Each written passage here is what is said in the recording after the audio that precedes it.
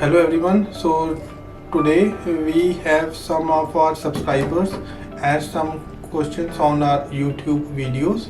So we will answer their questions one by one. So please stay with us in this video and then you will be able to get the answer as well. The question is, can you describe your experience participating in the client's call?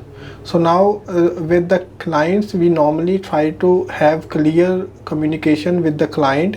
We actually send them the reports at the start of every week. The report will have all the important KPI stats, and the report will have what we have done in the past week and what we will be doing in the coming week.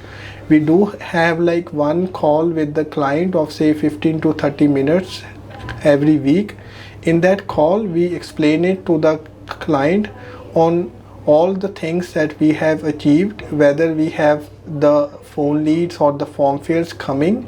In that call, we will get on with the client, requesting them to actually let us know about the quality of those conversions, because if those conversions are relevant, then only we will be able to ramp up the spend further.